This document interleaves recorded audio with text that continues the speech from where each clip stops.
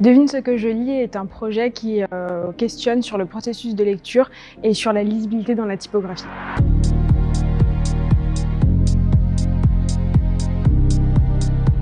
Je m'appelle Sarah Djazi, je suis en 5e année à l'ESSADS en master graphisme et images.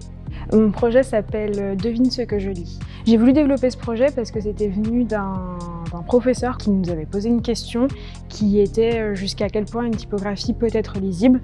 À partir de là, je me suis questionnée en me demandant comment les personnes qui sont atteintes des troubles 10 et en particulier les dyslexiques et les dysorthographiques font pour lire une lettre. Qu'est-ce qui se passe quand ils lisent? Pourquoi ils ont du mal en fait à s'accoutumer à la lettre? Parce qu'il y a beaucoup de typographies qui ont été créées pour les dyslexiques et pour les dysorthographiques, mais aucune en fait ne correspond à tout le monde, elle n'est jamais à l'unanimité. C'est comme ça que je suis arrivée à ce projet avec les calques.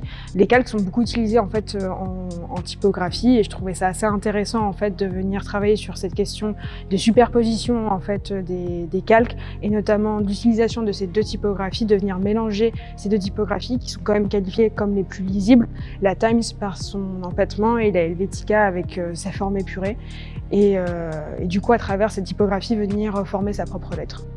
Je trouvais ça assez intéressant de venir combiner les deux et de voir ce que ça pouvait donner ensemble pour créer un caractère et l'utilisation des calques pour venir les superposer. Je trouvais ça assez intéressant de venir scinder les mots en deux et comme pour un cadavre exquis, venir composer sa propre lettre.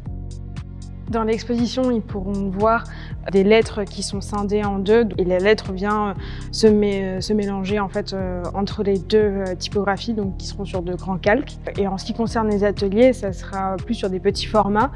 Contrairement à l'exposition où c'est juste regarder ce que ça va donner les deux typographies mélangées.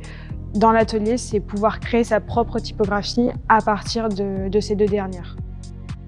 Vous pouvez venir découvrir mon projet à la Cabane du Design.